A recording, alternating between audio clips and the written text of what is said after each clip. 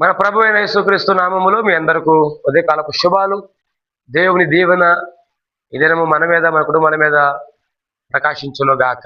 సంగమా, మీరందరూ బాగున్నారని దేవుని సముఖములో మీ కుటుంబాల క్షేమార్థమే ప్రార్థన చేస్తున్నాం. ఉదయకాల సమయం కూడా ఒక వాగ్దానాన్ని మనం ధ్యానం చేద్దాం. ప్రతిరోజు దేవుని మాట మన ధ్యానంతో మన జీవితాలు కొనసాగించుకుంటున్నాం. ఏదైనా కూడా ఒక మాటతో మన జీవితాలను ప్రారంభించుకొని ప్రభు సముఖంలో మనం ముందు కొనసాగుదాం. చూడండి, పరిశుద్ధ గ్రంథం బైబిల్లో నుంచి ఆదికాండ గ్రంథం 16వ అధ్యాయం 13వ వచనాన్ని చదువుతా, శ్రద్ధగా విందాం.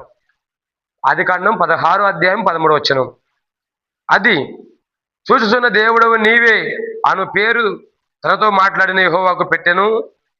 ఏలయనగా నన్ను చూసిన వాణి నేను ఎక్కడ చూచేది కదా అని అనుకొనేను.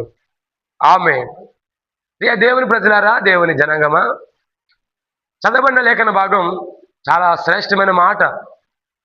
ఈ పరిశుద్ధ గ్రంథంలోనే చాలా విలువైన మాట. చూచుచున్న దేవుడు, ఈ పగలు నేను ప్రకటిస్తున్న యేసయ్య. ఆయన ఆకాశ మహాకాశాలు పట్టజాలని దేవుడై ఉండి సాధారణ బానిసగా ఉన్న, దాసిగా ఉన్న హాగరు కుమారుడి దగ్గరికి నేరుగా దేవుడి దిగి వచ్చి మాట్లాడుతున్న మాట. హాగరు అప్పటికే అబ్రహాము గృహములోంచి అరణ్యానికి నెట్టివేయబడింది. ఒంటరిగా తన కుమారుని చేత పట్టుకొని అడవిలో ఉన్న ఆ హాగరు తన కుమారుడికి ఏడుపుతో, దుఃఖంతో వేధించబడుతూ, బాధించబడుతున్న వేళ ఆ పిల్లవాడిని పక్కన పడేసి, నాకు చిన్నవాడిని ఏడుపు నేను వెళ్ళలేకపోతున్నానని దూరంగా పడేసి, దూరంగా వెళ్ళి దుఃఖంతో బాధపడుతుంది. ఈ దుఃఖం ఇంకెంతకాలం? ఈ కన్నీరు ఇంకెంతకాలం? ఈ వేదన ఇంకెంతకాలం? మా యజమానుడు త్రోసేశాడు, మా యజమానురాలే గెంటి వేసింది, నేను ఎక్కడికి పోయి బ్రతకాలి, నా జీవితం ఏంటి అనుకుంటున్న అయోమయ సందర్భంలో, గందరగోళ పరిస్థితి మధ్య దేవాది దేవుడు నేరుగా హాగరుతో మాట్లాడటం మనం గమనిస్తాం.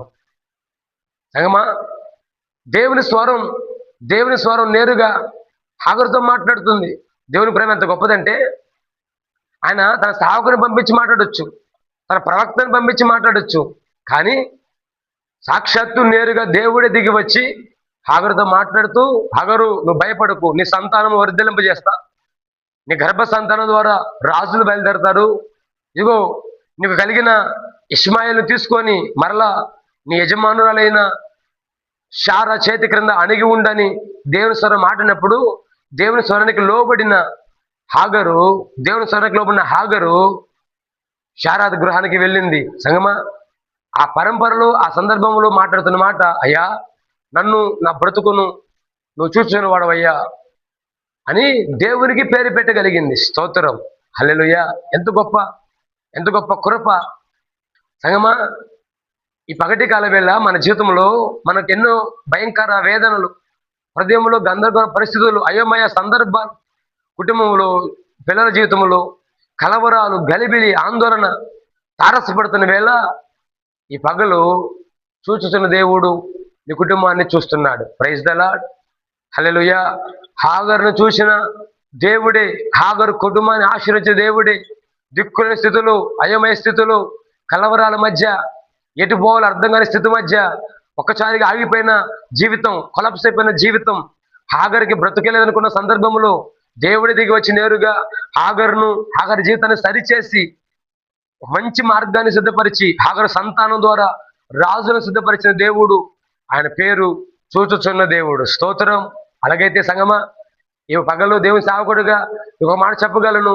నీ జీవితం ఎలాంటిదైనా, నీ పరిస్థితి ఎలాంటిదైనా, నీకున్న కలవరాలు, నీకున్న గలిబిలి, నీ సమస్య, నీ ఇబ్బంది, నీ హృదయ వేదన, ఈ భయంకర పరిస్థితి ఏదైనా, హాగరు వంటి జీవితం నీ బ్రతకైతే, ఒంటరి జీవితం వల్లే, తోలివబెడుతున్న జీవితం వల్లే, ఎవరికి పనికిరాని జీవితం వల్లే నీ జీవితము ఏడుపు మధ్య, దుఃఖం మధ్య, కన్నీటి మధ్య ఈ దినము ప్రారంభించబడితే, యేసయ్య నామములు ప్రకటిస్తున్న నీ కుటుంబానికి సమృద్ధి కలుగును గాక. చూచుచున్న దేవుడు నీకు, నీ ఇంటి వారికి క్షేమాన్ని కలిగించును గాక. చూచుచున్న దేవుడు హాగరు జీవితాన్ని బలపరిచి, హాగరు కుమారుడి జీవితాన్ని కట్టి నిశ్చయముగా సమాజానికి దీవెనగా మార్చిన దేవాది దేవుడు ఇది మొదలుకొని నిన్ను, నీ ఇంటి వారిని, నీ పిల్లలను సమృద్ధిగా ఆశీర్వదించును గాక, నిరంతరంగా ఆశీర్వదించును గాక. హల్లెలూయా. సంగమా, విశ్వాసం కోల్పోమాక, ప్రార్థన కోల్పోమాక, ధైర్యం కోల్పోమాక. కలిగి ఉన్న స్థితి ఏదైనా, కలిగి ఉన్న శ్రమ ఏదైనా,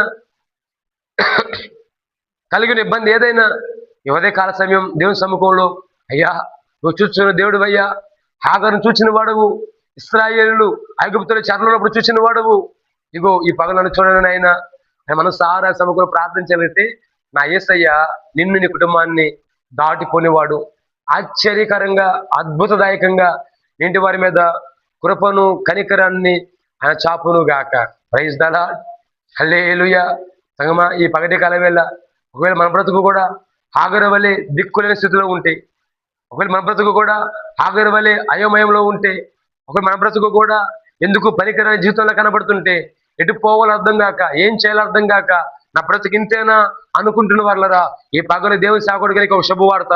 చూచుచున్న దేవుడు నీకు న్యాయం చేయును గాక. చూచుచున్న దేవుడు నీ కుటుంబాన్ని దర్శించును గాక. చూచుచున్న దేవుడు నీ సంతానానికి నీకు క్షేమాభివృద్ధి కలిగించును గాక. హల్లెలూయా, హల్లెలూయా. దేవుని మాటకు లోబడగలిగితే, దేవుని వాక్యానికి అప్పగించగలిగితే, ఈ పగటి కాల వేళ నీ మీద నీ ఇంటి వారి మీద దైవిక ఆశీర్వాదం ఈ పగలు దిగి వచ్చును గాక. నిత్యముగా దేవుడు ఈ పగటి కాల వేళ నీ కుటుంబాన్ని, నీ పిల్లలను, నీ కలిగిన సమస్తాన్ని చూచి ఆశీర్వాదించును గాక. దేవుని దీవెన ఇదేనా మనందరం పొందుకొని ఆశీర్వాదకరంగా మలచబడదుము గాక. ఆమేన్. చిన్న ప్రార్థన చేద్దాం, తలవంచుకుందాం. ప్రార్థన. ప్రేమగల తండ్రి, నీ పరిశుద్ధ నామానికి స్తోత్రం.